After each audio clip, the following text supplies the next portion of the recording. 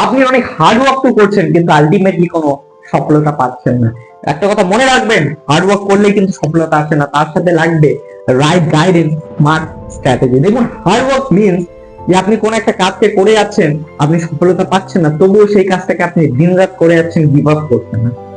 কিন্তু উল্টো দিকে স্মার্ট ওয়ার্ক কি বলে, আপনি কোন একটা কাজ কিভাবে করতে হয় সেটাকে জেনে কম সময় কি করে ম্যাক্সিমাম রেজাল্ট প্রডিউস করতে হয় সেটাকে মেনে তার উপরে আপনি যখন হার্ড ওয়ার্ক করেন সেটাকে বলে স্মার্ট ওয়ার্ক। তো আপনি যে ফিল্ডে সাকসেসফুল হতে চান সেই ফিল্ডে যারা টপ লেভেলে বসে আছেন, যারা টপ সাকসেসফুল মানুষ, তাদের উপরে আপনি কেস স্টাডি করুন। কেস স্টাডি করলে আপনি জানতে পারবেন যে তারা কেন সাকসেসফুল হয়েছে এবং তাদের মধ্যে কমন প্যারামিটার্স আপনি খুঁজে পাবেন। সেই কমন প্যারামিটার্স গুলোর উপরে আপনি কাজ করুন এবং তা যদি আপনার মধ্যে না থাকে সেটাকে নিজের মধ্যে বিল্ড করার চেষ্টা করুন।